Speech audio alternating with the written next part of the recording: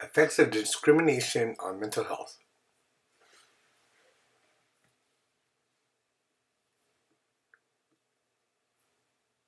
I'm Janine Nyholm, the Mental Health Outreach Coordinator for Tri-County GLAD.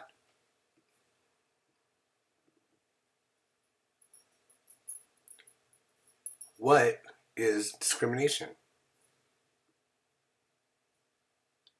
According to an array of dictionary websites, there is a definition of discrimination as the unjust or prejudicial treatment of different categories of people or things. Discrimination creates stress and may cause mental health issues, such as anxiety or depression, and may harm the person's quality of life.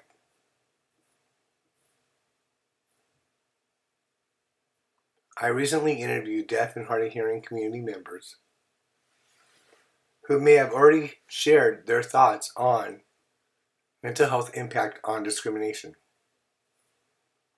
Here are their responses.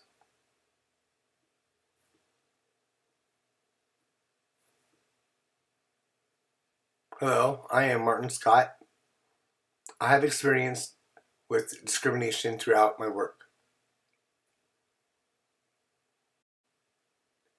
You can't, with this and that, it's dangerous, do the easy jobs. No big deal. Discrimination. I had enough of it. I jumped into it and showed them that I can do it. I do not let them put me aside. I must jump into them and show that deaf people can do this. Discrimination? No way. Hi, I'm Marley, and this is my daughter Zuri. She's with me, so just bear with me. So my take is that anywhere I see the deaf community going to such appointments, or any place, you name it, wherever they go to appointments, they get frustrated. They want to make an appointment to have communication, and they say, oh, we don't have time to make an appointment, or prefer me not to be cooperative and to bargain so that we would understand each other. But they think of themselves and make me feel left out. I had mixed feelings when I see other people like me and I see them suffer, that they are like the black sheep. It hurts all of us to see that. Where's the equality, team, empowerment? We want to have the same as others, so that something may help us feel equal and not feel left out.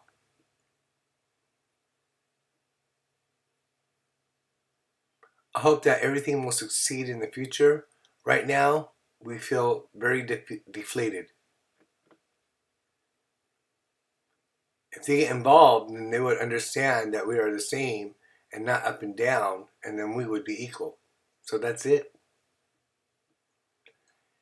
It happened 2 weeks ago. My son, Akota, happened to have a broken arm and went to the hospital, St. John's Hospital in the city of Oxnard.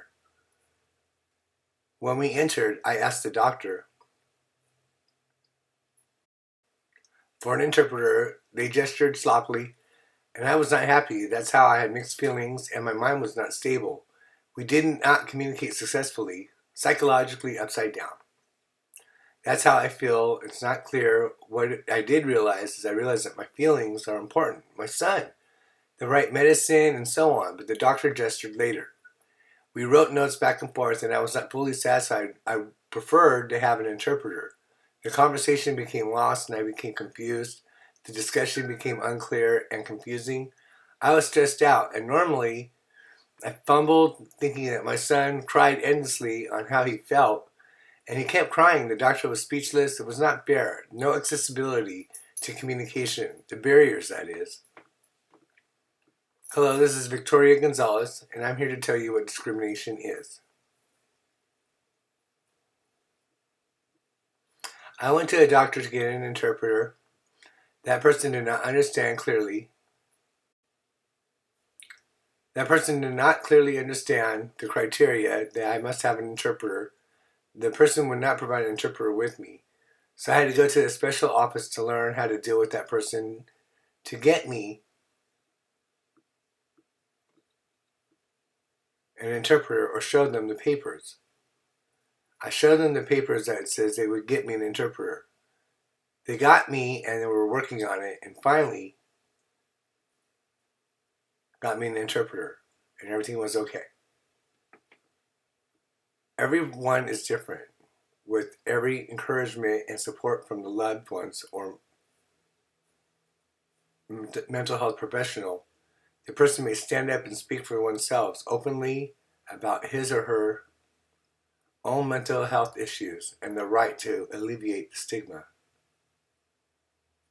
and the discrimination to boost the quality of life. Therefore, the support may lead to recovery. Thank you for giving your time to share your thoughts about the effects of discrimination on mental health.